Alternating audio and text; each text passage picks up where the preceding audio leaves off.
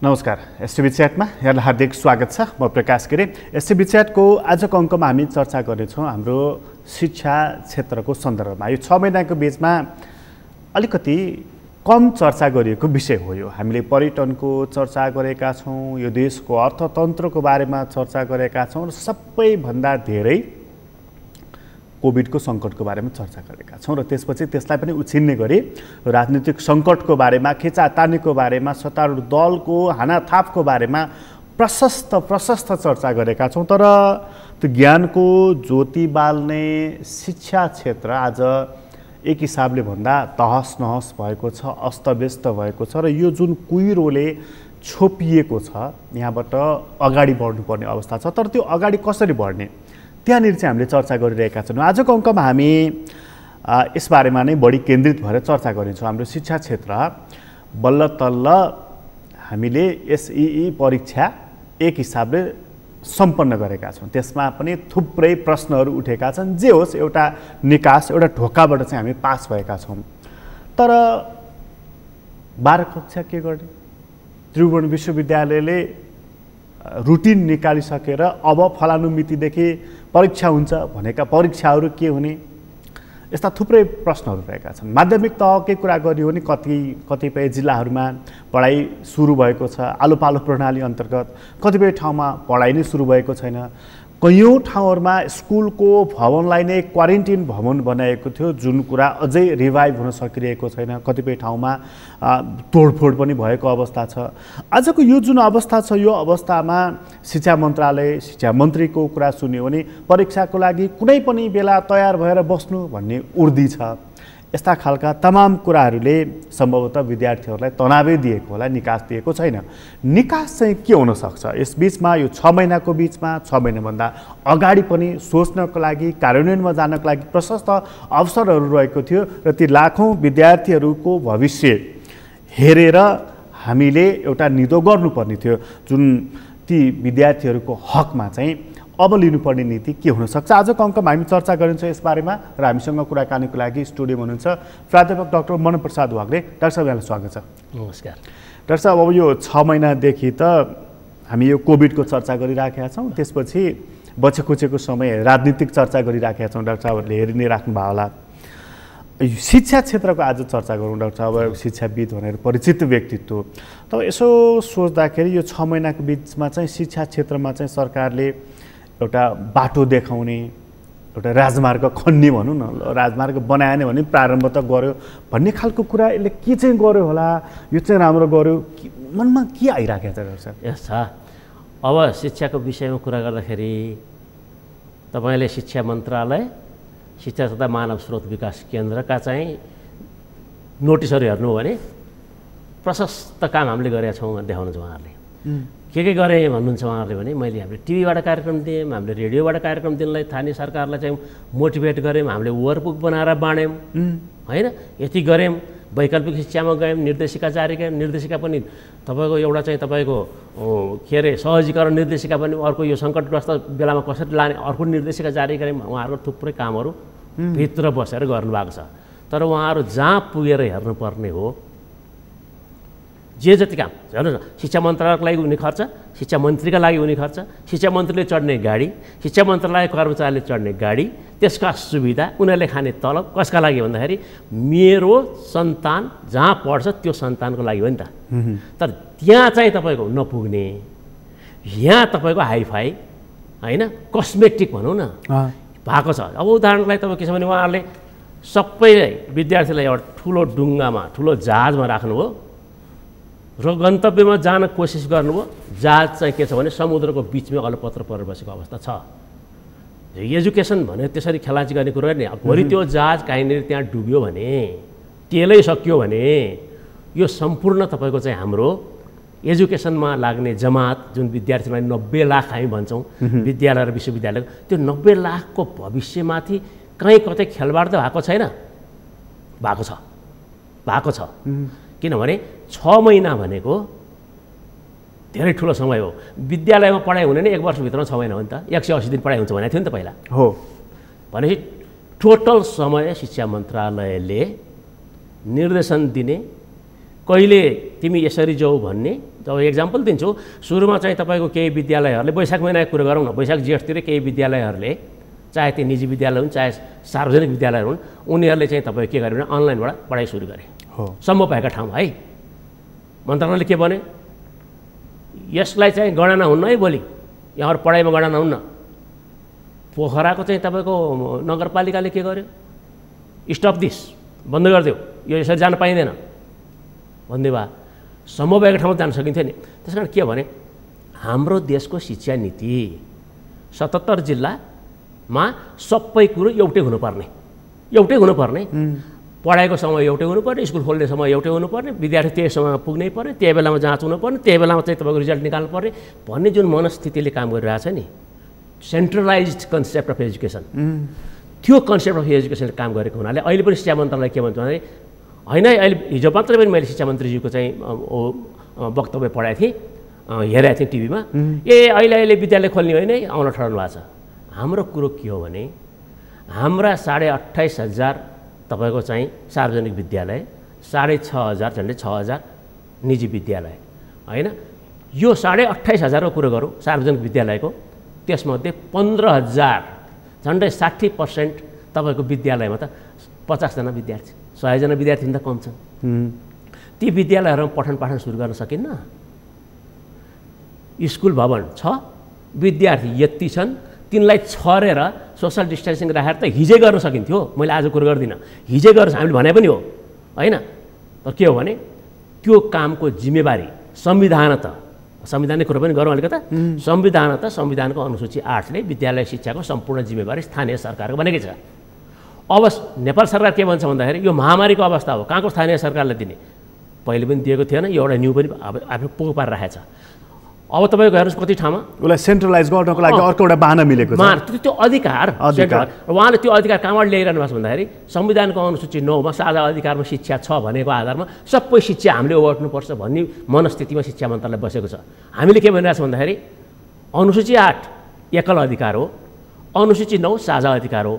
अनुसूची 8 एकल अधिकार भावना त्यो अधिकारमाथि तपाईँको अनुसूची 9 को साझा अधिकारले तपाईँको चाहिँ त्यहाँ तपाईँको हस्तक्षेप गर्न पाइँदैन, संसारले मानेको नियम हो। भनेको त्यो स्थानीय तहले नै त्यो अधिकार गर्नुपर्छ। अब यो दक्षिण अफ्रिकामा त यसको बारेमा मुद्दै पऱ्यो, मुद्दा परेपछि तपाईँको चाहिँ त्यहाँको चाहिँ सर्वोच्च अदालतले के चाहिँ तपाईँको किटान गरिदियो तपाईँको भन्दाखेरि चाहिँ एकल अधिकारमाथि अरू अधिकारले हस्तक्षेप गर्न पाउँदैन। एकल अधिकार भनेको चाहिँ त्यो चाहिँ एब्सोल्युट राइट हो, त्यसकारण स्थानीय सरकारले गर्छ भनेको चाहिँ जहाँ कोभिडको चाहिँ सङ्कट थिएन अथवा सङ्क्रमणको थिएन, त्यो कम थियो, ती ठाउँहरूमा चाहिँ अलिकति डिस्टेन्स मेन्टेन गरिकन राखेको छ। उहिले पनि चलाउन सकिन्थ्यो, वैशाखदेखि चलाउन सकिन्थ्यो। हामीले त भनेको हो नि, वैशाखदेखि चलाउन सकिन्थ्यो। सबै बन्द गरिदियो, टिचरहरू घर घरमा बस्नुभयो, विद्यार्थी घर घरमा होइन।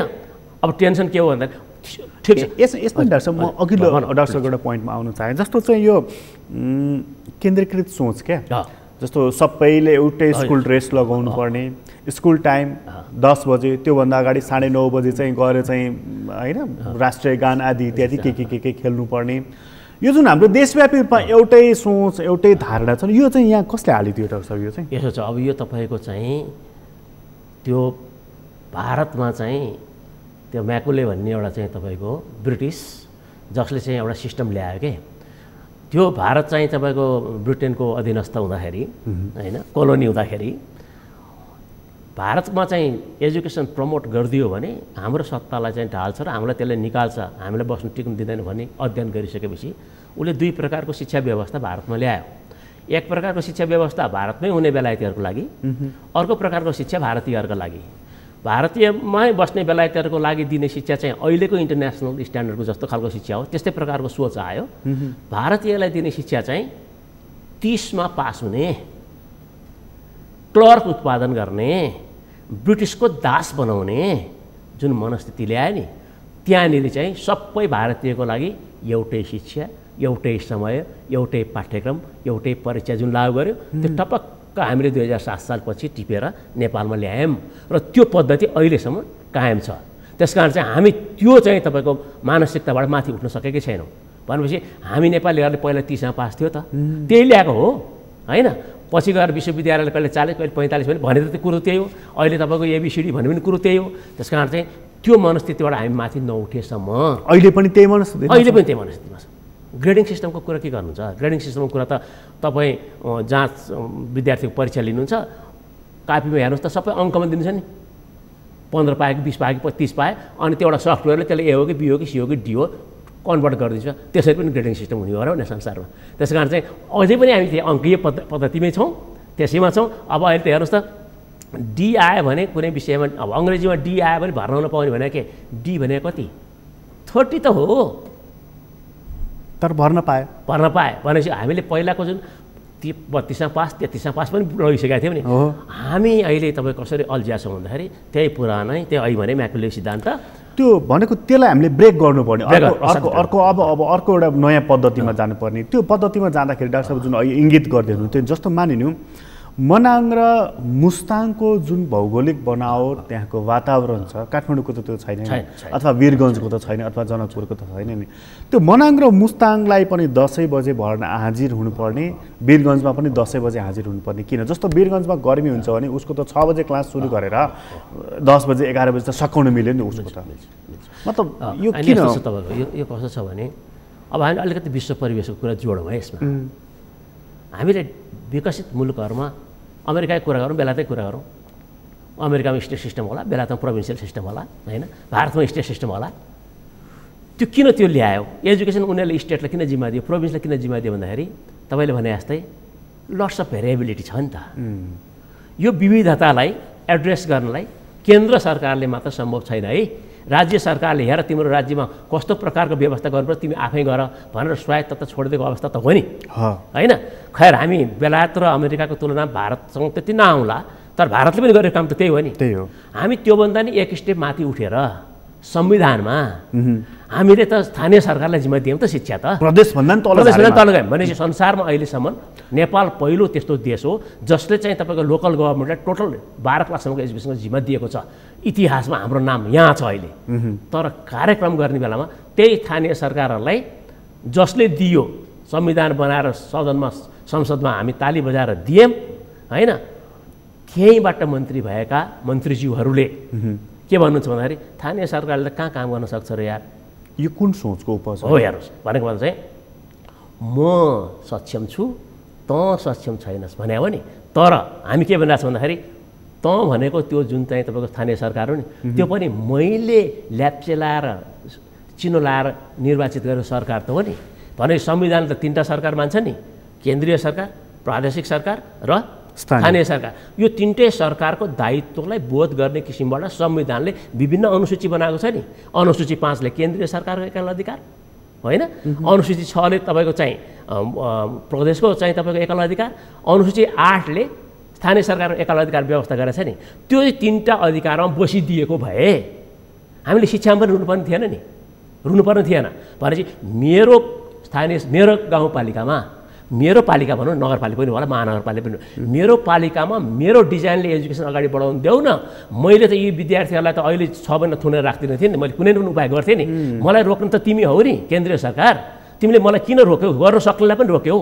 अहिले हेर्नुहोस् हुम्लाको केस, त्यहाँ त कोभिडको तपाईँको चाहिँ अलिअलि थियो, त्यो पनि गइसक्यो, अझै पनि औँला ठडाएर तैँले स्कुल खोल्न पाउँदैनस् भन्नुको अर्थ के भन्दाखेरि यो सबै अधिकार मेरो, तैँले खिचिक गर्न पाउँदैनस् भनेर केन्द्रले भनिदिएको आधारमा हाम्रो 90 लाख विद्यार्थी, अब 60 लाख तपाईँको चाहिँ 82 लाख विद्यालय विद्यार्थी, 7.5 लाख चाहिँ तपाईँको विश्वविद्यालयका विद्यार्थीहरू, यो चाहिँ रोकिएको अवस्था हो। अब विश्वविद्यालयलाई त शिक्षा मन्त्रालयले त्यति नियन्त्रण गरेको अवस्था छैन, तर पनि छ। अब यहाँबाट नि डाक्टर साहब, यहाँबाट त हामी उम्कनुपर्छ, निस्कनुपर्छ। जस्तो कतिपय जिल्लाहरूले चाहिँ पठन पाठन सुरु गरेका छन्, लमजुङको स्थानीय तहले त्यहाँको सिडिओ कार्यालयले नगर्नु भनेर रोकेको छ, अरूले चलाएका छन्, आलो पालो प्रणाली आफ्नो आफ्नो ढङ्गबाट गरेका छन्। अब यहाँनिर एउटा एकरूपता, अब हाम्रो सरकारले त भोलि यही नै भन्ने होला, परीक्षा ल्याउँदाखेरि एकरूपता, त्यहाँ फलानु ठाउँमा पढाइ नै भएको थिएन, वीरगञ्जमा कोही पढाइ भएको, जनकपुरमा कोही, के अरे सिन्धुलीमा पढाएर हुन्छ भन्ने होला। यसको के हो त उपाय? फेरि दुईवटा कुरा राखौँ। एउटा तपाईँको यो पावर डाइनामिक्सको कुरा गरौँ। सिडिओले पालिका प्रमुखहरूलाई निर्देशन दिने हो कि होइन शिक्षाको मामलामा? नम्बर 1, सिडिओ फेडरल गभर्मेन्टको एउटा अङ्ग हो, पालिका स्वायत्त सरकार हो। एउटा स्वायत्त सरकारलाई फेडरल गभर्मेन्टको प्रशासनिक निकायले तपाईँको निर्देशन दिने हो कि होइन र स्कुल बन्द गराउने हो कि होइन हाम्रो ठुलो प्रश्न छ। त्यहाँबाट मैले आउँछु होइन। अब स्थानीय सरकार स्वायत्त सरकार हो, सरकारै मानेको छ, गाउँ गाउँमा सिंहदरबार कहाँबाट आयो नारा, त्यही भएको हो नि, सबै त्यहाँबाट गएर भने हो नि एउटा कुरो। अब हामी उम्किने बाटो तपाईँले खोज्नुभयो नि, कसरी उम्किने त, कसरी जाने भन्दाखेरि 6 महिनाको लसलाई पनि पूर्ति गर्न सकिन्छ, अझै गर्न सकिन्छ।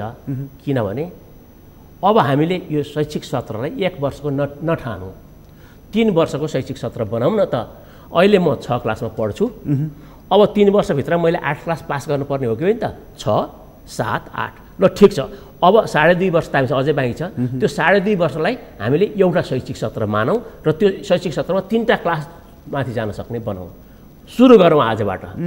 पछाडिको क्षतिलाई अब पूर्ति गर्दै जाउँ, बिदा कटौँ, शनिबार पढौँ, साँझ पढौँ होइन, एक्स्ट्रा तपाईँको स्टुडेन्ट सपोर्ट दिउँ। वैकल्पिक शिक्षा बनाएछ त्यसको लागि चाहिँदो तपाईँको चाहिँ भौतिक पूर्वाधार र विद्यार्थीले दिन सक्ने सपोर्ट सिस्टम दिउँ, अझै सकिन्छ नि, कराउनु पर्ने आधार छैन नि। त्यसरी हामी त्यसै जान सक्छौँ। तर फेरि यसमा फेरि सरकारको अर्को प्रस्ताव के आयो भने हप्तामा 2 दिन बिदा दिउँ, यहाँ आन्तरिक पर्यटन प्रवर्धन गर्नुपर्छ भन्ने अर्को प्रस्ताव आइरहेको छ। यसरी चल्दैन नि शिक्षामा त। हप्ताको 2 दिन बिदा दिएर पहिला त असफल भइसक्यो हो नि। विश्वविद्यालयको कुरा गर्नुहुन्छ भने हप्ताको 2 दिन बिदा दिएर उसको क्यालेन्डर मिट हुँदैन अहिले पनि मिट हुँदैन। तर मैले हिजो मात्रै शिक्षा पर्यटन मन्त्रीजीको अभिव्यक्ति सुन्ने थिएँ, शिक्षकहरूलाई पनि विशेष प्रवर्धनात्मक कार्यक्रमहरू दिएर, इनिसिएटिभहरू केही दिएर भ्रमणको लागि हामी उत्प्रेरित गर्नेछौँ भनेर। भ्रमणको कुरा अलिकति जोड है त, यो अलिकति आउट अफ ट्र्याक होला शिक्षाभन्दा। मलाई नेपाल सरकारले भ्रमणको लागि उत्प्रेरित गर्ने हो भनेर म सरकारी कर्मचारी हो भने मैले त वर्षको 1 महिना त घर बिदा पाउँछु नि। त्यो घर बिदालाई फोर्स्ड लिभ लिनै पर्ने बनाऊ न। अनि त्यो तपाईँको चाहिँ त्यो रिसोर्टमा हुन्छ कि यातायातमा हुन्छ कि सुविधा देऊ न। सबै कर्मचारीले तपाईँको त्यो 1 महिना त आफ्नो परिवार लिएर गइहाल्छ नि बाहिर, 2 दिन बिदा दिनुपर्छ। फोर्स लिभ बिदा दियो, फोर्स लिभ संसारले बस्नै पर्छ। फोर्स लिभ किन दिन्छ संसारले भन्दाखेरि हाम्रो त के भने यो बिदा तैँले खर्च गर्नेछ भने भोलि तैँले आर्थिक वर्षको अन्तमा तैँले पैसा पाउँछ भन्ने चाहिँ। अनि त्यो मरेर रोगी भएर ज्वरो आएर तपाईँको थलेर पनि त्यो अफिस गएर हाजिर खान्छ नि। त्यो प्रवृत्तिबाट त उसले उठाउनु पऱ्यो, उसलाई फ्रेस बनाउनु दिनु पऱ्यो नि। फोर्स लिभ प्रोसेसमा गइदिए त पर्यटन मन्त्रीको अहिले पनि जान सक्नुहुन्छ, सफल हुन्थ्यो नि। मैले यो आउट अफ ट्र्याक मेरो विषय नभए पनि मैले सोचेको कुरो तर वास्तवमा एउटा राम्रो उपाय पनि त्यसरी जान सकिन्थ्यो होइन। अब हामी 3 वर्ष रणनीतिमा जाउँ, गइसकेपछि हामी अगाडिको क्षतिलाई पूर्ति गर्दै जाउँ। त्यो गर्ने बेला हामी 2-3टा काम गर्नुपर्छ। एउटा, हामीसँग तपाईँको 753 स्थानीय सरकार हो होइन। त्यो 753 स्थानीय सरकारलाई 753 किसिमबाट चल्न देऊ शिक्षामा। किनभने पाठ्यक्रम त केन्द्रले दिएकै छ नि, शिक्षाको व्यवस्था त केन्द्रले गरिदिएकै छ नि होइन। एउटा नेपालको शिक्षा पद्धतिलाई एउटा निर्माण गर्ने काम शिक्षा मन्त्रालयले गरिदिएकै छ नि। त्यो भित्र बसेर तिमीले जाऊ न, जसरी गए पनि पाठ्यक्रममा उल्लेख भएको सिकाइ उपलब्धि पुरा गर्ने तिम्रो जिम्मा हो। भोलि भएन भने तिमी एकाउन्टेबल हुन्छौ। ल जाऊ, जसरी जानुपर्छ, वैकल्पिकबाट जान्छौ कि फेस टु फेसबाट जान्छौ कि हेल्थको प्रोटोकल WHO ले दिएको चाहिँ तपाईँको प्रावधान अनुसारको प्रोटोकलमा तिमी जानै पर्छ, त्यसमा कम्प्रोमाइज गर्न पाइँदैन। तिमी जाऊ, आफ्नो विद्यार्थीलाई पढाऊ। घर घरमा गएर चाहिँ स्थानीय सरकारले शिक्षकै राखेर ट्युसन पढाओस् कि टोलमा पनि त अहिले गरेकै छ नि। टोल शिक्षा सुरु भएकै छ, टोलमा गएर गर्छ कि स्कुलहरूले स्याटेलाइट स्कुल खोलेर अहिले तपाईँको यहीँ धादिङमा हेर्नुहोस्, त्यहीँ झापामा हेर्नुहोस् होइन। 11-12वटा एउटा स्कुल 11-12वटा सेन्टर खोलेर शिक्षकलाई पठाएर अहिले काम गरेकै छन्। त्यस्तो इनिसिएसनहरूलाई प्रमोट गर्नुपर्छ नि त। त्यसरी प्रमोट गऱ्यो भनेदेखि हामी माथि जान सक्छौँ, अहिले पनि जान सक्छौँ। र यस्ता चाहिँ तपाईँको इनोभेटिभ आइडियाजहरूलाई चाहिँ नेपाल सरकारले प्रमोट गरिदिने हो भने हामी अहिले पनि हामीलाई आपत्तिकै छैन। विद्यार्थी 6 महिना घर बसेर केही आपत्ति भएको छैन। यो 6 महिनाको बिचमा चाहिँ यो अल्टरनेटिभ चाहिँ एजुकेसन पद्धतिलाई सरकारले स्वीकार गरे कि अस्वीकार गरेको? यसै गर्यो। सरकारसँग अल्टरनेटिभ एजुकेसनमा जाने तपाईँको इन्फ्रास्ट्रक्चर 0 हो, 0 थियो। अहिले अलिकति अब ल्याउन खोजेको छ होइन। संसारले के गर्यो, यो अल्टरनेटिभ एजुकेसनमा सफ्टवेयर डेभलप गर्यो। तपाईँको छोरा ट्यालेन्टेड छ, मेरो छोरा नट द्याट ट्यालेन्टेड तर एउटै कक्षामा पढ्छन्, ती दुईटालाई एड्रेस गर्ने गरेर एउटै सफ्टवेयर बनायो। तपाईँलाई अगाडि बढ्ने बाटो पनि त्यसले खोलिदियो, ट्यालेन्टेडलाई त्यही प्रकारको एक्सर्साइज दिएर। नन ट्यालेन्टेडलाई तपाईँको चाहिँ त्यो ट्यालेन्टसँग मिट गर्नलाई पछि जानलाई के गर्छ, अर्को त्यसैमा अर्को एक्सर्साइज एड गरेर एउटा सफ्टवेयर बनाएर तपाईँको चाहिँ अगाडि बढाइदिएको हुनाले स्कुल नखोले पनि विद्यार्थीहरूले त्यसमा प्र्याक्टिस गरेर टिचरले तपाईँको यो भर्चुअल तपाईँको चाहिँ ब्याकअप गरिदिएर विद्यार्थीहरू त स्कुल गएको भन्दा त्यो चाहिँ झन् तपाईँको त्यो रिमेडियल पाउनुपर्ने विद्यार्थीहरू त तीबाट रिमेडियल अगाडि बढ्यो। हाम्रोमा के भयो, एउटा मान्छे टिभीको अगाडि उभ्याइदियो, म्याथमेटिक्स पढाइदियो, साइन्स पढाइदियो, होइन। अब त्यो विद्यार्थीले त के किन डिसएडभान्टेज भन्दाखेरि क्लासमा भए त कमसेकम टिचरलाई सोध्न पाउँथ्यो, त्यसले टिभीमा त सोध्न पनि पाएन। उसले पढेको सकिसकेन, कसले हेर्न नै आएन। त्यो बेलामा ऊ कतातिर के चलेर बस्यो कसलाई थाहा पनि भएन होइन। हामी त्यो पद्धतिमा गयौँ, जसलाई हामी टकिङ हेड भन्छौँ, जुन तपाईँको 1960s पछि संसारमा आएको प्रविधिको पहिलो प्रयोग थियो। हामी त्यही 1960s को प्रयोग अहिले गरेर तपाईँको चाहिँ हामी रमाइरहेका छौँ। हेर्नुहोस् 2020 मा भनेपछि we are going backwards, we are not going forwards. Forward जानको लागि त हाम्रा विश्वविद्यालयका प्राध्यापकहरू होइन, हाम्रो यो देशका सबैका आइटीका विज्ञहरू, हाम्रा निजी क्षेत्रका चाहिँ तपाईँको आइटीका चाहिँ सञ्चालकहरू र सरकार, यसको कोअर्डिनेसनमा तपाईँको यो 6 महिनाभित्रमा त यति धेरै एडुकेसनल सफ्टवेयरहरू डेभलप गर्नु पर्थ्यो होइन। अब ब्याक भइसक्यो, अझै गर्न सकिन्छ, बिग्रिया छैन। अर्को 3 महिना लगाएर गरौँ न। सोचेको देखिन्छ यो पाटोमा? छैन, छैन। बडा ढुक्क आनन्द छ, बडा आनन्द। हेर्नुहोस् है, त्यस कारण यो प्रकारले मलाई एउटा कुरा इन्ट्रेस्टिङ लाग्यो नि डाक्टर साहब। ल ठिक छ, हाम्रो राजनीतिक अब यस्तै छ, हाम्रो राजनीतिक नेतृत्व यस्तै छ भनेर मानिदिने हो भनेदेखि पनि यो कुरामा सोच्ने, यस्ता इनोभेटिभ आइडियाहरू ल्याउने त हाम्रो विश्वविद्यालयहरूले हो नि त। विश्वविद्यालयका प्रोफेसरहरू भनेको त खारिएको, अनुसन्धान गरेको, अध्ययन गरेको, अन्तर्राष्ट्रिय प्रोफेसरहरूसँग पनि प्रत्यक्ष चाहिँ सम्पर्क रहेको, यस्तो हो नि त। हाम्रो विश्वविद्यालयहरू चाहिँ 6 महिना के गरेर बसे त डाक्टर साहब? यसो नि, विश्वविद्यालयहरू कसको अधीनमा छन् त्यहाँबाट सुरु गरौँ है। विश्वविद्यालयहरू नेपालका चाहिँ सरकार प्रमुखका निगरानीमा छन्। किन भने प्रत्येक विश्वविद्यालयको कुलपति को हो? प्रधानमन्त्री। नेपाल खुला विश्वविद्यालयको चाहिँ कुलपति शिक्षा मन्त्री हो, अरू सबै विश्वविद्यालयको सहकुलपति शिक्षा मन्त्री हो, अनि अरू सबै विश्वविद्यालयको तपाईँको कुलपति प्रधानमन्त्री हो। किन चाहिँ प्रधानमन्त्री कुलपति हुनुपर्ने, किन शिक्षा मन्त्री सहकुलपति हुनुपर्ने भन्दाखेरि आफ्ना पार्टीका क्याडरहरूलाई विश्वविद्यालयभित्र छिराउने र तिनीहरूलाई तपाईँको प्रोफेसरसम्म पुर्याउने एउटा, अरू धेरैमध्ये एउटा खेल त्यो हो। त्यो खेल कहाँ देखिसक्यो तपाईँको भने विश्वविद्यालय सेवा आयोगका तपाईँका चाहिँ अन्तर्वार्ताका प्रक्रिया हेर्नुहोस्, विश्वविद्यालय सेवा आयोगमा निस्केका तपाईँको नामावली हेर्नुहोस्, विश्वविद्यालय सेवा आयोगले प्रोफेसर बनाएका मान्छेहरूको चाहिँ तपाईँको चाहिँ कार्यक्रम क्रियाकलापहरू हेर्नुहोस्, त्यसबाट प्रश्न झल्किन्छ। अब तपाईँलाई 2टा एक्जाम्पल, एउटा पिएचडी नगरेका होइन, पिएचडी नगरेका मान्छेहरूलाई हामीले विश्वविद्यालयका उपकुलपति बनायौँ, जुन उपकुलपतिले भोलि पिएचडीलाई माला लगाउँछ। त्यो गऱ्यौँ हामीले काम, त्यो कर्म गऱ्यौँ। अस्तिसम्म थियो होइन, अहिलेकोमा कम भयो होला, अहिलेकोमा चाहिँ सबै प्राध्यापक डाक्टरहरू राख्नु भएको होला उहाँहरूले होइन।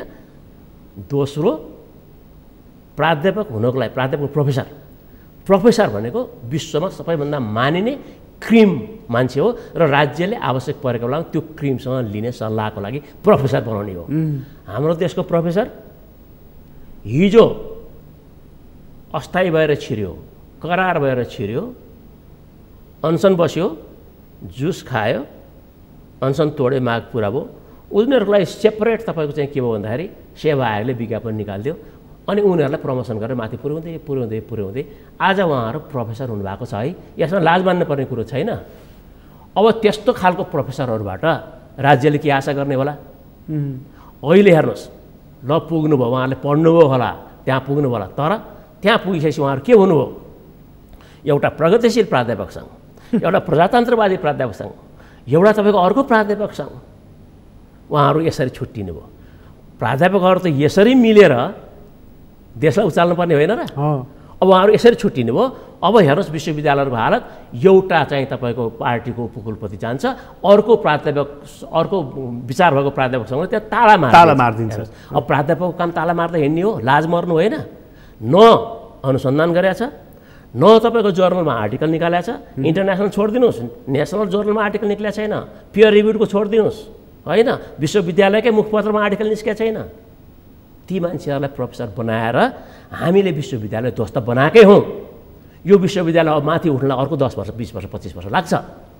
त्यस कारण यहाँ तपाईँको स्क्रिनिङ गर्नुपर्छ, छाँट्नुपर्छ, सम्भव भए डोजर चलाउनुपर्छ, प्राध्यापकहरूमाथि तपाईँको चाहिँ अर्को इभ्यालुएसन गर्ने इन्डिपेन्डेन्ट इभ्यालुएसन बढी राख्नुपर्छ होइन। अनि नसक्ने प्राध्यापकहरूलाई हजुर तपाईँहरूलाई यहाँ अहिलेसम्म सेवा गर्नु ससम्मान हामी तपाईँलाई बिदा गर्छौँ भनेर नयाँ जेनेरेसनलाई भित्र छिराउनुपर्छ। त्यस्तो तपाईँको चाहिँ रिसर्च गर्ने जेनेरेसनलाई भित्र नछिरायो भने विश्वविद्यालयको भविष्य छैन।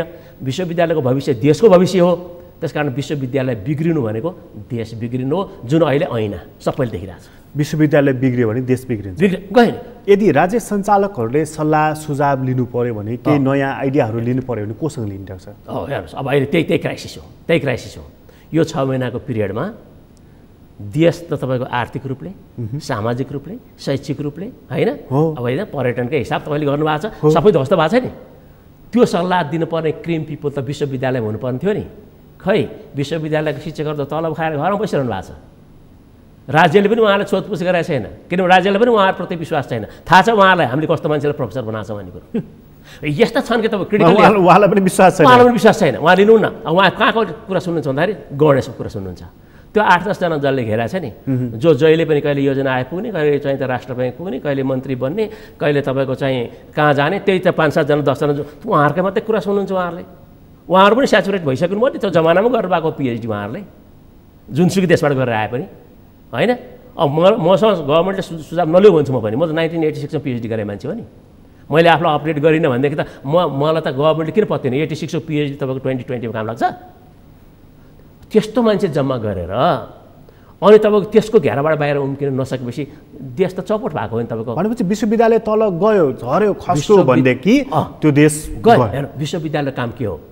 राष्ट्रिय योजना आयोगले बनाएको अहिले त 25 वर्ष योजना बनाएको छ नि, त्यो 25 इयर्स भिजनभित्र बसेर त्यसलाई चाहिने ह्युमन रिसोर्स डेभलप गर्ने काम त विश्वविद्यालयको हो नि।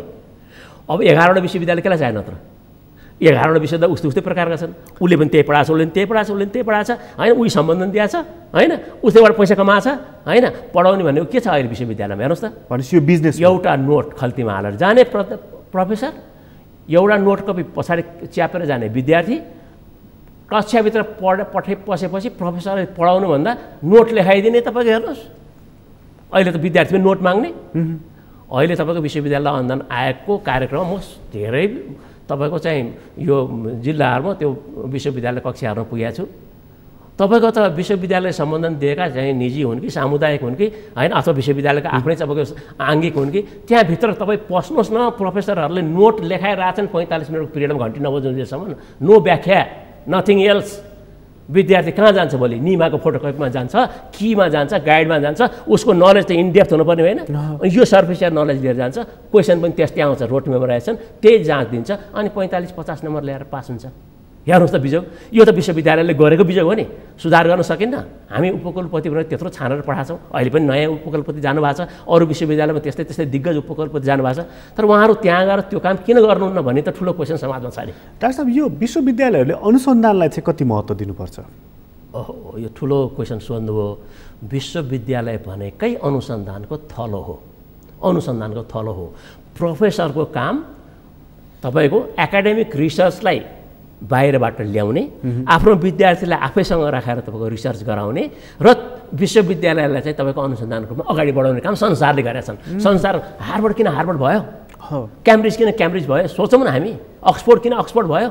अहिले तपाईँको इभन तपाईँको हाम्रो साउथ इस्ट एसियन नेसनका तपाईँको चाहिँ विश्वविद्यालय हेर्नुहोस् त, तिनले ठुल्ठुला रिसर्च प्रोजेक्टहरू ल्याएका छन्, उनलाई दिएका छन्, संसारले विश्वास गरिदिएका छ प्रोफेसरले रिसर्च गर्न सक्छ भनेर। अनि त्यो प्रोफेसर के गर्छ? तपाईँ हाम्रो केटाकेटीहरू त्यहाँ तपाईँको विश्वविद्यालय जाने बेला रिसर्च एसिस्टेन्ट भएर त्यही प्रोफेसरसँग बसेर काम गरेर 2-4 पैसा पाएर पढायो होइन र? त्यो काम त कसरी पाछ त? प्रोफेसरले ल्याउने हो नि रिसर्च। यत्रो कोभिडको सङ्कटमा चाहिँ तपाईँको चाहिँ जोन हपकिन्स युनिभर्सिटी विश्वभर कहलिएको छ, उसको सबै चाहिँ कुराहरू नै अहिले मानिसहरूले एडप्ट गरिरहेको। इभन तपाईँको भ्याक्सिनकै लागि पनि त्यस्तो प्रयास गरिराखेको छ। हाम्रो हेर्नुहोस् त, हाम्रो टियु छैन, हाम्रो सबै विश्वविद्यालय 11वटा विश्वविद्यालय भनौँ, 11वटा विश्वविद्यालयलाई एकातिर राखौँ। कोभिडको केसमा आउँछ है एक मिनट है, 7वटा त हाम्रो चाहिँ स्वास्थ्य विज्ञान प्रतिष्ठान छ नि, ती पनि विश्वविद्यालय सरकारका डिम्ड युनिभर्सिटी हुन् नि, तिनले गर्नु पर्दैन? तिनीहरूको काम खालि बिरामीलाई तपाईँको जाँचेर पैसा उठाउने र तपाईँको हस्पिटलमा भर्ना गरेर पैसा उठाउने काम मात्रै हो, तिनले रिसर्च गर्नु पर्दैन? स्वास्थ्यको काम त तिनको हो नि त। ती त स्वास्थ्य मन्त्रालय अन्तर्गत छन्। अझ अरू 11वटा विश्वविद्यालय शिक्षा मन्त्रालय अन्तर्गत छन्। त्यो 7वटा स्वास्थ्य विज्ञान प्रतिष्ठान त स्वास्थ्य मन्त्रालय अन्तर्गत हो नि। हेर्नुहोस् यहाँ बिजो के छ भने यहाँ कसैलाई कुनै कुराको मतलब छैन कि तपाईँ तिनीहरूले कम्तीमा पनि अनुसन्धान गरेर हामी कहाँको कोभिड कुन प्रकारको हो, भाइरस कुन प्रकारको हो भनेर मात्र एउटा कुरा बाहिर ल्याइदिया भए त यो हेभक पनि त क्रिएट हुने थिएन नि। अथवा झन् जति लकडाउन गरेर उति बढ्दो लकडाउन त समस्या होइन होइन। अहिले पनि तपाईँको जोर बिजोर बाहिर बजार त्यत्रो मारामार छ, दिनको चाहिँ तपाईँको चाहिँ काठमाडौँमा मात्रै 700 चाहिँ तपाईँको सङ्क्रमित प्रतिदिन आइसक्यो 10,000 मान्छे सङ्क्रमित छन् भनेपछि हामीले काम गर्ने ढङ्ग नभएकै हो। भनेपछि हामीले एउटा चाहिँ हाम्रो सरकारले विश्वविद्यालयलाई विश्वास गरेको छैन र विश्वविद्यालय स्वयंले पनि आफूलाई त्यसरी साबित गर्न सकेको छैन कि हामी राम्रो छौँ अब्बल छौँ भनेर। होइन यसो नि विश्वविद्यालयले त्यो गर्व गर्ने कोबाट? प्रोफेसरबाट हो नि, उसको त प्रोफेसर हुन्छ नि। त्रिभुवन विश्वविद्यालयको कुरा गर्नुहोस् न 8,000 प्राध्यापक छन्। 11 विश्वविद्यालयको हामी 20,000 चाहिँ तपाईँको 20 देखि 25-30,000 हामी चाहिँ 25,000 हामी चाहिँ वर्कफोर्स विश्वविद्यालय काम गरिरहेछ। त्यो वर्कफोर्सले पहिला मैले त मलाई विश्वास गर्नु पऱ्यो नि, म गर्न सक्छु, म यो गर्न सक्छु। विश्वविद्यालयलाई मैले खर्चाउनु पऱ्यो, भिसीलाई मेरो यो योजना छ सर, तपाईँले यसमा चाहिँ सपोर्ट गर्नु पऱ्यो, यसको प्रोजेक्ट यहाँबाट ल्याइदिनु पऱ्यो, म विश्वविद्यालय माथि लान्छु भनेर त कसले भन्नु पऱ्यो? त्यो प्रोफेसरले भन्नु पऱ्यो नि। प्रोफेसरमा त्यो गट कहाँ छ त्यो गट? मैले सबै प्रोफेसरलाई भन्दिनँ है, म पनि प्रोफेसर हो, सबैलाई भन्दिनँ। केही प्रोफेसर हुनुहुन्छ उहाँले गर्न खोज्नु भएको पनि छ, गर्न नपाउनु भएको कारण पनि छ। तपाईँ चाहिँ सिनियर प्रोफेसर, तपाईँले विश्वविद्यालयलाई माथि उठाउँदै हुनुहुन्छ, तपाईँभन्दा जुनियरलाई ल्याएर डिपार्टमेन्ट हेड बनाइदिन्छ भोलि गएर कार्यकर्ता। त्यो प्रोफेसरको तपाईँको मोरल त डाउन भयो नि। यस्तो प्रकारको क्रियाकलापले विश्वविद्यालय ध्वस्त भएको छ। शिक्षा के अरे विश्वविद्यालय सेवा आएको त तपाईँको चाहिँ मेडलको लागि चाहिँ तपाईँको चाहिँ अङ्क थपेर तपाईँको चाहिँ बेच्ने त तपाईँको हामीले अस्ति भर्खर सुनेका कुरा हो। बिजोगै छ।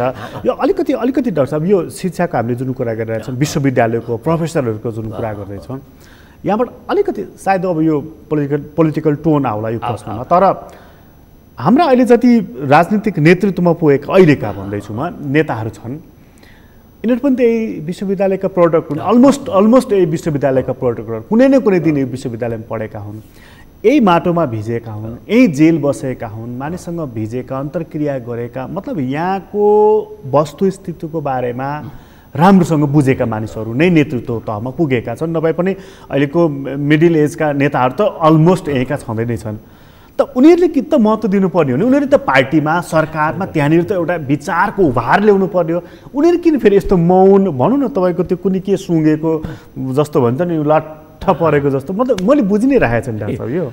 यो विश्वविद्यालयमा टुरिस्ट विद्यार्थी भएर बाहिर बसेर राजनीति गरेर होइन, त्यही की र गाइड पढेर 40-45 नम्बर ल्याएर पास भएका राजनेता त हुने सबै हो कि होइन भनौँ न, छातीमा हात राखेर भन्न सकिन्छ। गोल्ड मेडलिस्ट होइन, ती त पढेर तपाईँको चाहिँ ज्ञान गुण लिएर म तपाईँको चाहिँ राजनीति गर्छु भनेर आएका मान्छे त भने राजनीति गरेर पढेको हुन्, पढेर राजनीति गरे होइन नि, फरक छ। राजनीति गरेर पढ्नेले अहिले यो ओहदामा पुगेका छन्, अब तिनले पहिले राजनीति गरेर पढेनन्, लटर पटर गरेर पास भए, पढेर राजनीति गर्ने पनि होला नि 2-4 जना, केही त छन् नि सांसदहरू, तिनको हेर्नुहोस् न फरक छ नि। त्यस कारण हामीले पढेर राजनीति गर्ने सिस्टमै बसालेनौँ, हामी राजनीति गरेर पढ्ने, राजनीति गरेर ढुङ्गा हानिसकेपछि तपाईँको कार्यकर्ता पाल्ने बजेट राज्यले हालिदिन्छ होइन, कुनै नेताको नाममा तपाईँको 72 करोड रुपियाँ सर्प पालनलाई दिन्छ भनिसकेपछि त किन पढ्नु पर्यो? मेरो जागिर त सुरक्षित छ नि। पढे एउटा शिक्षक हुने, नपढे नेता हुने, नपढ्दा फाइदा बढी देखियो यहाँ त। कार्यकर्ता हुन पाइयो। तपाईँको अहिले नै हेर्नुहोस् न, यो तपाईँको चाहिँ यो नेताहरू घर घरमा चाकडी गर्न जाने जुन प्रथा छ, बिहानै तपाईँको चाहिँ फुलमाला लिएर दही तपाईँको केरा लिएर ती मान्छे नै हुने त माथि पुगेका त। भनेपछि तपाईँको यो सिस्टमलाई तपाईँको ओभरटर्न नगरिकन यो तपाईँको सितिमिति चाँडो हुँदा पनि हुँदैन। यो कसले गर्ने? अब यो गर्ने भनेको अब तपाईँको दुईवटा पाटो छ। एउटा पोलिटिकल विल हुनु पर्यो बलियो, यदि पोलिटिकल विल होइन भने त्यसलाई ओभरटर्न गर्ने नागरिक समाज हुनुपर्ने। नागरिक समाज हो, नागरिक समाजको दशा हामीले देखाएको छौँ। डेमोक्रेसीमा त नागरिक समाजको त निकै महत्त्वपूर्ण भूमिका हुन्छ, त्यसको प्रेसर त हाल्न नसक्ने हो नि। अब नागरिक समाज भनेर एकजना एक्लो चाहिँ तपाईँको बृहस्पति डाक्टर चाहिँ तपाईँको गोविन्द केसी कराएर तपाईँको चाहिँ केही हुन यहाँ दिन दिएको छैन नि होइन। त्यस्तो नागरिक समाज आजको आवश्यकता हो, त्यस्तो नागरिक समाज उठ्न पर्यो होइन। त्यो नागरिक समाज एउटा त्यो ग्रुप, अब हाम्रो नागरिक समाज पनि फेरि फ्याक्सन टु पोलिटिक्स, यदि पोलिटिकल पार्टी भित्रैबाट एउटा इभोल्युसन भयो, एउटा गजबको कुरा भयो, यदि त्यसलाई भएन भने नागरिक समाजले चाहिँ यसलाई यस्तो जबरजस्त दबाब भाइब्रेसन ल्याउनु पर्यो कि त्यो भनेको तपाईँको फेरि यो महात्मा गान्धीको अहिंसा आन्दोलन जस्तो त्यो तपाईँको अहिंसा आन्दोलन अर्को नेपालमा आवश्यक छ। अहिलेको राजनीतिक नेतृत्वबाट चाहिँ सुधारको परिवर्तनको कति सम्भावना देख्नुहुन्छ?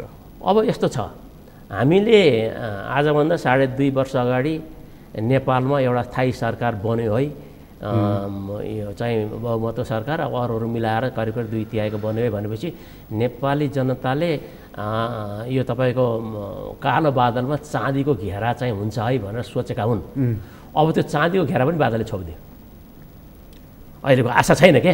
अब हरायो त्यो हराउने विभिन्न कारणहरू छन्। एक त यो नेकपा भित्रको झगडा र नेपाली काङ्ग्रेसभित्रको झगडा अहिले हेरौँ, न विपक्षीले सहयोग गर्न सकेको छ, न चाहिँ उनीहरू आफ्नै झगडामा अल्झिएको छ भने देश कसले हेर्ने, देश लथालिङ्ग हुने त्यो एउटा कारण त्यो पनि हो नि। उनीहरूलाई फुर्सद छैन, उनीहरूलाई त अब अहिले मन्त्री बनाउने र यता तपाईँको पार्टीमा महाधिवेशन गर्ने भन्दा बाहेक अरू त काम, अरू त यो राज्य त केही हुँदै भएन। जनताले दिएको मतको ठुलो अपमान योभन्दा तपाईँको के हुनसक्छ भन्ने हाम्रो क्वेसन हो जनताको। हामी भोटरको नाताले हामी के छ, मेरो भोटको तिमीले अपमान गर्यो, अब तिमी कुन मुखले मसँग भोट लिन आउँछ भनेर क्वेसन सोध्ने त मलाई अधिकार छ नि।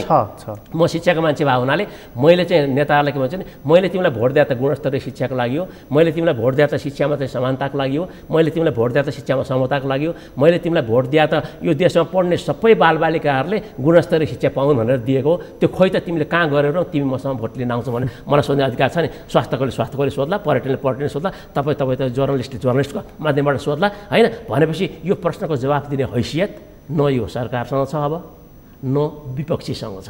विपक्षी पनि तपाईँको के छ भने यहाँ अस्ति हेर्नुहोस् न, विश्वविद्यालयको उपकुलपति नियुक्तिमा चाहिँ भागभण्डामा लिइहाल्यो। त्यसैले विपक्षी भागभण्डामा रमाउने होइन, सत्तामा बस्ने मान्छेहरू चाहिँ तपाईँको त्यो आफ्नै तपाईँको चाहिँ समस्यामा अल्झिने प्रवृत्ति जहिलेसम्म हामीसँग रहिरहन्छ तबसम्म जनताको मतको अपमान हुन्छ र जनताले उहाँहरूबाट के आशा गर्ने अवस्था रह्यो। यो चाहिँ प्योर पोलिटिकल प्रश्न सोधे डाक्टर साहब। अब हामीले के भनेको थियौँ भने यो मिलिजुली सरकारले राजनीतिक सङ्क्रमण भयो, अस्थिरताले आयो, अस्थिरताले विकास भएन भनेको थियौँ हामीले। यो जुन हाइपोथेसिस हामीले तयार पारेका थियौँ यो नै गलत थियो डाक्टर साहब? होइन, यो त हाम्रो हाइपोथेसिस त गलत होइन। हाइपोथेसिस भने कस्तो हुन्छ भने, म रिसर्चको विद्यार्थी भए हुनाले हाइपोथेसिस त टेस्ट गर्नु पऱ्यो। टेस्ट गर्दाखेरि हाइपोथेसिस रिटेन गर्न सक्छ, रिजेक्ट गर्न सक्छ। हामीले राखेको हाइपोथेसिस अहिलेको सत्ताको क्रियाकलापले रिजेक्ट गरिदियो। तपाईँको नर्मल प्रोबेबिलिटी कर्भ राख्दाखेरि रिजेक्सन रिजनमा परिदियो होइन। त्यसमा रिजेक्सन पर्यो के कारणले भन्दाखेरि हामीले जुन स्याम्पल पपुलेसनबाट स्याम्पल रिसर्च गर्ने त्यो स्याम्पल जुन पठायो नि सिंहदरबारमा, त्यो स्याम्पल हाम्रो गलत स्याम्पल गयो र हाम्रो हाइपोथेसिस रिजेक्ट भयो। अब त्यसभएदेखि चाहिँ मिलिजुली सरकार भए पनि केही पनि फरक पर्दो रहेछ, गर्ने कुरालाई जसले पनि आँटी छोरालाई बाघले खाँदैन भन्ने हाम्रो उखान जस्तो गर्नेले जहाँ पनि गर्छ। म गर्छु भन्ने हो भने होइन। अब हिजो मात्र पनि आयो तपाईँ पोलिटिक्सको कुरा गर्ने हो भने नरेन्द्र मोदीले तपाईँको भारतमा आफू प्रधानमन्त्री भइसकेपछि कतिचोटि मन्त्रीमण्डल पुनर्गठन गरे, एकचोटि एकजना कति मन्त्री थपेर हाम्रो 10 चोटि भएपछि अब 11 हुँदैछ। यस्ता बाबत कुराहरू छ नि। त्यसले हामीले आफ्नै क्रियाकलापले देशलाई अस्थिरतातर्फ धकेलेको त हो नि होइन। त्यसमा रियलाइजेसन आज भएन भने भोलि दुःख पाउनु त नेपाली जनताले हो नि। अघि तपाईँले भनिहाल्नुभयो कि पढेर राजनीति गरे भए एउटा कुरा हुन्थ्यो, राजनीति गरेर पढ्या हुनाले अर्को कुरा आयो। हाम्रो मास चाहिँ राजनीति गरेर पढाए मास हो। यो सिंहदरबार जाने, हाम्रो सिंहदरबार जाने चाहिँ राजनीति गरेर पढे मास। ठुलो आशा नगरौँ, हामीले आशा गर्न सक्दैन। तर शिक्षालाई चाहिँ ज्ञानको ज्योति भनिन्छ। मैले एकचोटि शेरबहादुर देउवाको भाषण सुनेको थिएँ, अघि हामी इन्फर्मली पनि कुरा गर्दै थियौँ। उनी प्राइम मिनिस्टरको सायद उनको त्यो टेन्योरको अलिकति उत्तरार्ध र अलिकति तनावपूर्ण वातावरण थियो। उनले विश्वविद्यालयका प्राध्यापकहरूलाई इङ्गित गर्दै सायद त्यसै कार्यक्रम थियो हाम्रो विश्वविद्यालयमा पनि दोष छ कि यसले कस्तो शिक्षा दिएको छ, कस्तो विद्यार्थीहरू उत्पादन गरेको छ, हामीले कहिले फर्केर हेरेका छौँ त्यतातर्फ। यदि राम्रो शिक्षा दिएको भएदेखि त यो देश बदलिनु पर्थ्यो, नेतृत्वहरू बदलिनु पर्थ्यो, नेताहरू युवाहरू बदलिनु पर्थ्यो। खोइ त उहाँको प्रश्न थियो क्या डाक्टर साहब? यो प्रश्न देशमा शिक्षाको प्रायोरिटी राजनीतिज्ञहरूले दिएका छैन कि छैनन् भन्ने कुरा कि राष्ट्र प्रमुखबाट कि सरकार प्रमुखबाट आउने योजनाहरू हुन्। संसारभरि हेर्नुहोस्, अहिले अमेरिकाको तपाईँको इलेक्सनको माहौल छ, ट्रम्प र बाइडेनको बिचको। तिनका मूल मुद्दा एजुकेसनमा केन्द्रित छ। हेर्नुहोस् है, पहिला पनि थियो तपाईँको होइन, ओबामा छँदा पनि थियो, त्योभन्दा अगाडि बुश सबै थियो होइन, अहिले पनि छ। एजुकेसन किन मुद्दा बन्छ तपाईँको संसारभरि भन्दाखेरि सबैभन्दा बढी स्टेक होल्डर घरको ढोका ढोकाको कन्सर्न एजुकेसन हो, उसको बच्चाको एजुकेसन हो। हाम्रोमा न तपाईँ राष्ट्र प्रमुखको कुनै चाहिँ तपाईँको चाहिँ भाषणमा तपाईँ सुन्नुहुन्छ, न सरकार प्रमुखको भाषणमा एजुकेसन आएको सुन्नुहुन्छ, तपाईँ त्यहाँ मतलब छैन। उहाँहरूको प्रायोरिटी एजुकेसनमा छैन। प्रायोरिटी एजुकेसन भाषणमा भन्नुहुन्छ, अघि तपाईँले देवाजीको भन्नुभयो नि, उहाँले कुनै अवस्थामा भन्नुभयो होला त्यो चाहिँ, किनभने उहाँहरू मतलब देवाजी मात्रै होइन सबै नेताहरू कसरी बोल्नुहुन्छ भन्दाखेरि त्यो मासको चाहिँ सेन्टिमेन्ट क्याच गर्ने हिसाबले बोलिदिनुहुन्छ, त्यहाँ थपडी खानुहुन्छ, बाहिर गएपछि बिर्सिदिने हो होइन। हाम्रो त भएकै त्यही हो नि। प्रधानमन्त्रीले बोलेको कुरो जब तपाईँको शिक्षा मन्त्रालयले त्यसलाई आफ्नो योजनाभित्र पार्दैन, योजना आयोगभित्र पार्दैन, शिक्षाका अङ्गहरूले त्यसलाई अगाडि लाँदैनन् भने शिक्षा कसरी अगाडि जान्छ? जाँदैन नि। एक त प्रधानमन्त्रीले प्रायोरिटी दिँदै दिनुहुन्न शिक्षालाई होइन। हामीले संसारभरि हेऱ्यौँ भने शिक्षालाई प्रायोरिटी दिनु कहाँ भन्दाखेरि सार्वजनिक शिक्षा हो नि त। सार्वजनिक शिक्षा भनेको धनी गरिब सबै पढ्ने ठाउँ हो नि त। कुनै पनि देशमा धनीको भन्दा गरिबको सङ्ख्या बढी हुन्छ नि त। त्यो गरिब पढ्ने ठाउँ कहाँ भन्दा सार्वजनिक विद्यालय हो नि त। सार्वजनिक विद्यालय र सार्वजनिक क्याम्पसहरूका लागि हामीले के कन्ट्रिब्युट गऱ्यौँ भनेर राजनीतिज्ञले एकचोटि छातीमा हात राखेर हेरौँ त। अर्थ मन्त्रालयले दिने बजेटभन्दा बाहेक अरू हेरौँ न। धेरै कुरा हेर्नै परेन, त्यति हेरे केही पनि छैन। तर अब भवनहरू त हामीले अहिले राम्रो बनाएका छौँ। दरबार हाई स्कुलले हेर्ने बडा चिटिक्क परेको छ, चाइनिजले बनाइदिएको छ। विद्यालय भर्नाको लागि पनि अहिले आह्वान गरेको पुग्छ त्यतिले डाक्टर साहब? यसो हामीले भने चाहिँ के हो भने अब सार्वजनिक विद्यालयलाई सपोर्ट सिस्टम क्रिएट नगरिकन हार्डवेयर कुरो छोडिदिनुहोस्। बिल्डिङले पढायो भने त होइन नि। गौतम बुद्धले कुन बिल्डिङमा पढाएको थिए सोचौँ न। रुखमुनि होइन, त्यस कारण चाहिँ बिल्डिङले हुने होइन रहेछ। हामीले क्वालिटीको टिचर भयो भने त एउटा एकदम ग्राउन्ड चाहिँ रियालिटी क्वालिटीको टिचर चाहियो होइन। त्यो क्वालिटीको टिचर बनाउनको लागि त्यो टिचरमा गर्नुपर्ने इन्भेस्टमेन्ट राज्यले गर्नु पर्यो नम्बर 1 होइन। अनि उसले आफ्नो इन्भेस्टमेन्ट विद्यार्थीमा गर, बुद्धिको इन्भेस्टमेन्ट गर। त्यहाँ उसलाई तपाईँको चाहिँ शिक्षक सेवा आयोगले भर्ना गर्यो, स्कुलमा पठाइदियो, मेन्टरिङ पनि छैन, क्लासमा कसरी पढाउनुपर्छ भन्ने पनि उसलाई सिकाइदिएको छैन, लगेर पोखरीमा हालिदिएको छ, पौडी खेल्न जान्छ कि जान्दैन थाहा छैन। उसैलाई विश्वास गरेर हामी अगाडि बढाएछौँ। उसलाई अलिकति मात्रै सपोर्ट सिस्टम दिइदिएको भए, त्यसलाई एउटा ल्यापटप, त्यसलाई एउटा अब अहिलेको जमानामा हामी ल्यापटप त ठुलो कुरो भएन नि। महिनाको 2000 टिचरको तलबाट कटाएर वर्षमा एउटा ल्यापटप उसको आइहाल्छ नि 24,000मा त दिइदियो भयो नि होइन। उसलाई तपाईँको विद्यालयभित्र तपाईँको चाहिँ वाइफाईको सुविधा दिएर विद्यार्थीलाई तपाईँको त्यही क्लासरुमभित्र उसलाई चाहिँ अल्टरनेटिभ मोडबाट जान सक्ने बनाइदिएको, सक्षम बनाइदिएको हुन्थ्यो नि। अब अहिले के गरिरहेछ भन्दाखेरि अल्टरनेटिभ मोडमा सरकार जाऊ भनिरहेछ। अब तपाईँको चाहिँ इमेलको आइडी क्रिएट गर्न नआउने मान्छे तपाईँको छन् होइन, सबैलाई भन्दिनँ मैले होइन, छन्। अब उनीहरूलाई चाहिँ इमेलको आइडी बनाउन सिकाउने हो कि कक्षा पढाउन सिकाउने हो, अहिलेको अलबल त्यहाँनिर छ। टेक्नोलोजीमा टिचरलाई तपाईँको चाहिँ हामीले एकदमै तपाईँको चाहिँ कमजोर बनाएको छौँ। खालि टेक्स्ट बुक बेस होइन। टेक्स्ट बुकको पनि कुरा तपाईँको गर्नुपर्ने अथवा कति समय चाहिँ आइडन्ट नो। पाठ्यक्रममा हाम्रो ब्लुम्सको ट्याक्सोनोमी अनुसार 3 प्रकारको तपाईँको डोमेनमा पाठ्यक्रमको आउँछ। एउटा कग्निटिभ डोमेन, एउटा एफेक्टिभ डोमेन, एउटा साइकोमोटर डोमेन, एउटा नलेजको एस्पेक्ट, एउटा स्किलको एस्पेक्ट, एउटा एटिट्युडको एस्पेक्ट पाठ्यक्रम है। अब पाठ्यक्रमबाट तपाईँ 33% भन्नुहोस्। अब पाठ्यक्रमबाट पाठ्यपुस्तक आउने बेलामा नलेज मात्रै बस्यो, यो एटिट्युड पनि गयो, स्किल पनि गयो। अब टेक्स्ट बुकले नलेज मात्रै दियो भनेपछि 66% त त्यहीँ हरायो, टेक्स्ट बुक लेख्ने बेलै हरायो। बाँकी रह्यो 33%। त्यो 33%मा पनि हामी 30 आउने डी आउनेलाई पास गर्छौँ नि। 33 को 30% भनेको 9 हो। 100मा 9 ल्याउने विद्यार्थीलाई हामीले सफल भइस् त कलेज पढ्न जा भनेर छोडिदिएको अवस्था हो कि होइन? भनेपछि अनि हामीले एजुकेसनमा विश्वविद्यालयमा गएर के आशा गर्ने हो? हामी कहाँ यो भनिन्छ नि डाक्टर साहब, यो चाहिँ बेरोजगार उत्पादन गर्ने कारखाना बनिरहेको छ हाम्रा विद्यालयहरू भनेर, वास्तवमै त्यही हो? यसो छ, यहाँ 3टा कोअर्डिनेसन हुनु पर्थ्यो। शिक्षा मन्त्रालय, विश्वविद्यालय, राष्ट्रिय योजना आयोग मेजर। त्यसपछि अर्को तपाईँको कोअर्डिनेसन मार्केट, जब मार्केट, इन्डस्ट्रिज तपाईँको चाहिँ होइन, यिनीहरू हुनु पर्थ्यो। अब राष्ट्रिय योजना आयोगले के गर्नु पर्थ्यो भने त्यसले त अहिले अघि भने नि मैले 25 वर्ष योजना बनाएको छ। त्यो 25 वर्ष योजनामा हामीले कति ह्युमन रिसोर्स केमा आवश्यक छ? डाक्टर, इन्जिनियर, प्लम्बर, तपाईँको चाहिँ मेसन होइन, अथवा टिचर, प्रोफेसर कति चाहिन्छ त्यसले भन्नुपर्थ्यो। अनि विश्वविद्यालयलाई बोलाउनु पऱ्यो नि, हामीलाई यति ह्युमन रिसोर्स चाहिन्छ, तिम्रो जिम्मेवारी यति ह्युमन रिसोर्स यति भनेर तयार गर्ने, तिम्रो यति, तिम्रो यति, तिम्रो यति, तिमीहरू यसरी जाने भनेर छोड्नु पर्थ्यो नि। त्यो कोअर्डिनेसन चाहिँ भनौँ न 2000 चाहिँ प्लम्बर चाहिन्छ यो वर्षको लागि, त्यो त कुनै विश्वविद्यालयलाई जिम्मा दिनुपर्छ नि। त्यो दिएको छैन। के गर्छ भने हामीसँग भएका तपाईँको 1409वटा क्याम्पसमध्ये झन्डै आधाभन्दा बढी शिक्षाका क्याम्पस छन् है यो देशमा। बिएड पढाउँछन् त्यसले। सुन्नुहोस्, अब ह्युमन रिसोर्सको कहाँ छ प्लानिङ? अब तिनका उत्पादन सबै बेरोजगार हो कि नि त अब, किनभने 7 लाख मान्छे लाइसेन्स लिएर बसेका छन् टिचर जान पाउँ भनेर।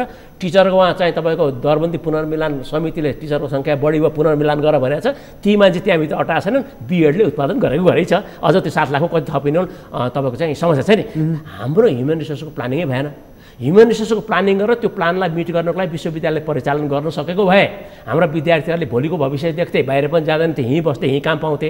त्यसैले इन्डस्ट्री युनिभर्सिटी एकाडेमिया भन्छ नि, त्यो इन्डस्ट्री युनिभर्सिटी एकाडेमियामा हामी कहीँ पनि छैनौँ। त्यहाँ टाइअप हुनु पऱ्यो। विश्वविद्यालयभित्र तपाईँको चाहिँ यो तपाईँको काउन्सेलिङ र तपाईँको चाहिँ यो उसको चाहिँ जब प्लेसमेन्टको सेन्टर हुनुपर्ने थियो थिएन भनेपछि डाक्टर साहब यसरी हुनु पर्थ्यो पढाइ होइन? मतलब कि जस्तो चाहिँ हामीलाई कृषिमा कति मानिस चाहिने होइन, जेटिए चाहिएला इन्जिनियरमा पनि जस्तो हाम्रो भूकम्प गयो नि डाक्टर, जस्तो मलाई त्यो प्रत्यक्ष अनुभव भएको चाहिँ हामीलाई स्ट्रक्चरल इन्जिनियर चाहिएको रहेछ, हामीसँग चाहिँ अलमोस्ट सिभिल इन्जिनियर रहेछ।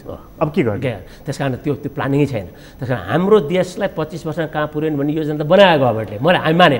त्यो 25 वर्षमा त्यो चाहिँ ह्युमन रिसोर्स डेभलप गरेर त्यहाँ पुर्याउनको लागि त आज सुरु गर्नु पऱ्यो नि। भनेपछि योजना आयोग, विश्वविद्यालय र इन्डस्ट्रीको बिचको कोअर्डिनेसन नभइकन हाम्रो एजुकेसन लथालिङ्ग भएको हो। मतलब चाहिँ विश्वविद्यालयको ढोकाबाट तपाईँ निस्किँदाखेरि चाहिँ म यो ठाउँमा फिट हुन्छु भन्ने कुरा तपाईँलाई ढुक्क होस्। मलाई विश्वविद्यालयभित्र गएर बाहिर निस्केर म कहाँ जान्छु भन्ने मेरो विश्वास नभएकै कारणले वर्षको 70-72 हजार विद्यार्थी त बाहिर गइरहेका छन्। त्यही हो नि, हाम्रो प्रति विश्वास नभएर हो नि। आज यहाँ नर्स पढ्छ, अस्ट्रेलियामा माग्छ भने म त्यो हिसाबले पढ्छ होइन। हामी अस्ट्रेलियाको लागि उत्पादन गरिरहेका छौँ। तपाईँ खुवाउनुहुन्छ, पिउनुहुन्छ, त्यत्रो ठुलो बनाउनुहुन्छ, ग्रेजुएट यहाँ गर्नुहुन्छ, अनि त्यहाँ गएर नोकरी गर्नका लागि उनीहरूलाई 0 इन्भेस्टमेन्टमा ह्युमन रिसोर्स पाउने अनि 20 लाख खर्च पनि गरेर होइन। होइन हाम्रो त तपाईँको झन्डै 20 देखि 25 अर्ब रुपियाँ त बाहिरिन्छ नि वर्षको यो पढ्न जाने हिसाबले। भनेपछि त यो झन् अर्को निराशाको पाटो। त्यसैले यो निराशालाई आशामा बदल्नका लागि मैले फेरि त्यही राष्ट्रिय योजनाको 25 वर्ष योजना ल्याउँछु। त्यो 25 वर्ष योजना अगाडि राख, सबै विश्वविद्यालयले लिएर कुन विश्वविद्यालयले के उत्पादन गर्न सकिन्छ त्यहाँ छलफल गर, नपुगेको विश्वविद्यालय खोल न। अब तपाईँको एउटा चाहिँ तपाईँको पोलिटिसियनलाई चाहिँ मेरो क्षेत्रमा विश्वविद्यालय चाहियो भने विश्वविद्यालय खोलेको छ। अहिले हेर्नुहोस् न, गण्डकी प्रदेशले प्रादेशिक विश्वविद्यालय खोल्यो होइन, हाम्रो गुरुङ सरलाई लगेर चाहिँ तपाईँको चाहिँ त्यहाँ तपाईँको चाहिँ अध्यक्ष बनाएर राखेको छ। खोइ त त्यसपछि के हो? त्यसपछि देन वाट? के को लागि हो होइन? त्यो पोखराको चाहिँ त्यो लगेर उहाँ गण्डकी प्रदेशको लागि गण्डकी प्रदेशको लागि के पुरो उत्पादन गर्नको लागि त्यो विश्वविद्यालय खोल्या हो? काम कहिले सुरु हुने हो? त्यहाँका मान्छेले त्यहाँ पढेर के पाउने हो? तिनलाई कसरी आशा जाउने भन्ने काम गरिदिनुहोस् न, देखाइदिनुहोस् न। त्यहाँका तपाईँको प्रदेशका मान्छे त त्यो प्रदेश छोडेर बाहिर जाँदै जान्दैन। उहाँ पनि रोइ कराइ गरिदिनुहुन्छ, मलाई एक्लै राख्दियो, पदाधिकारी कोही दिएछ। हाम्रो देशमा सबभन्दा समस्या के छ भने पहिला विश्वविद्यालयलाई एक्ट पास गरेर विश्वविद्यालय बनाइदिने अनि एउटा उपकुलपतिलाई झुटाइदिने, त्यसपछि अरू सबै छैन। 4 वर्षसम्म अनि त्यो त उपकुलपति पनि पीडा छ पहिला जब जति पनि नयाँ विश्वविद्यालय यस्ता छन्। त्यसले यो विग्रहका कुरा छोडौँ। यो कुराले नि डाक्टर अब हामीले के इङ्गित गर्यो त? जस्तो अब अन्त्यमा आएँ, अब जस्तो अन्त्यमा आउँदाखेरि हामीले यत्रो धेरै चर्चा गऱ्यौँ, समस्याहरूको चर्चा गऱ्यौँ, अब के हाम्रो अगाडिका दिनहरू चाहिँ कस्ता रह्यो त? त्यसमा होइन, हाम्रो दिन उज्याला छन्, उज्याला हुन सक्छन् होइन। हामीले सानोतिनो काम गरे पुग्छ, धेरै ठुलो काम गर्नु पर्दैन। नम्बर 1, अब अहिले विश्वविद्यालयबाट सुरु गरौँ, विश्वविद्यालयको स्वायत्तताको सम्मान गरौँ, विश्वविद्यालयलाई स्वायत्ततामा अघि बढ्न दिउँ, त्यसलाई कुनै पनि किसिमको निगरानी नियन्त्रण नगरौँ। अब अहिले छाता ऐन बनाएर निगरानी गर्ने कुरा आइरहेको छ अनेक, त्यस्तो नगरौँ। विश्वविद्यालयको उपकुलपतिलाई उत्तरदायी बनाऊ, विश्वविद्यालयलाई बोर्ड अफ ट्रस्टिजमा लगाउँ, त्यो बोर्ड अफ ट्रस्टिजले नै उपकुलपति नियुक्त गर्ने अधिकार दिउँ। संसारले गरे त्यही हो, हामीले पनि गर्न सक्छौँ, गर्छौँ होइन। र त्यो बोर्ड अफ ट्रस्टिजलाई अर्को अधिकार पनि दिउँ, यदि कुनै पदाधिकारी उसले नियुक्त गरेको पदाधिकारीले काम गर्न सकेन भने फायर गर्ने अधिकार पनि दिन्छ, त्यो पनि दिउँ। त्यति दिइसकेपछि विश्वविद्यालयका डिन, विश्वविद्यालयका पदाधिकारीहरू सबै चाहिँ त्यो तपाईँको चाहिँ बोर्ड अफ ट्रस्टिजले निगरानी गर्छ। बोर्ड अफ ट्रस्टिजमा चाहिँ निगरानी गर्ने एउटा निकाय बनाऊ गभर्मेन्टले राष्ट्रिय रूपमा, त्यो पनि इन्डिपेन्डेन्ट थिङ्करहरूको चाहिँ तपाईँको त्यहाँ राजनीति नघुसोस् भनेर एउटा त्यो गरौँ। नम्बर 1। नम्बर 2, विश्वविद्यालयलाई चाहिँ पोलिटिकल ब्याटल ग्राउन्ड बनाउन बन्द गर, पोलिटिकल ब्याटल ग्राउन्ड बनेरै बिग्रिया हो होइन। हामीले जे गरे पनि हुन्छ भन्ने कुरो हो। प्रोफेसरले क्लास नलिने, तपाईँको चाहिँ यो के अरे राजनीतिक दलको चाहिँ आडमा, अनि उसको सट्टामा पार्ट टाइम टिचर ल्याएर तपाईँको पढाउनु पर्ने। पार्ट टाइम टिचरले 10 वर्ष 12 वर्ष पढाइसक्यो, उसको चाहिँ तपाईँको भविष्य सुनिश्चित नहुने, अनि उसले आन्दोलन गर्ने भएको त हो त। त्यस कारण त्यो राजनीतिक ब्याकग्राउन्ड बनाउन छोड्नुहोस्, त्यसलाई प्योरली शैक्षिक बनाऊ। प्रोफेसर हुनको लागि कमसेकम इन्टरनेसनल जर्नलमा तपाईँको चाहिँ 5वटा चाहिँ तपाईँको आर्टिकल पब्लिस भएको मान्छेलाई मात्रै प्रोफेसर बनाऊ, र प्रोफेसर भइसकेपछि प्रत्येक वर्ष एउटा जर्नल आर्टिकल रिसर्च आर्टिकल तिमीले निकाल्नै पर्छ, नभए तिमीलाई चाहिँ हामी प्रोफेसरबाट निकाल्छौँ भन्ने तपाईँको चाहिँ क्राइटेरिया बनाऊ न।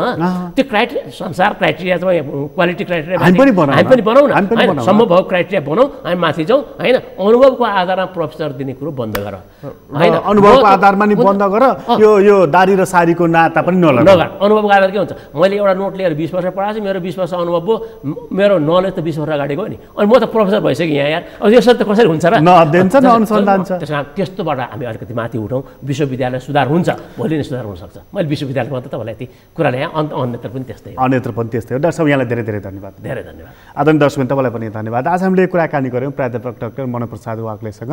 उहाँसँगको कुराकानी अहिलेलाई यति नै। एसटिभी च्याटबाट म प्रकाश गिरीलाई बिदा दिन। सगरमाथा टेलिभिजन हेर्दै गर्नुहोला। नमस्कार।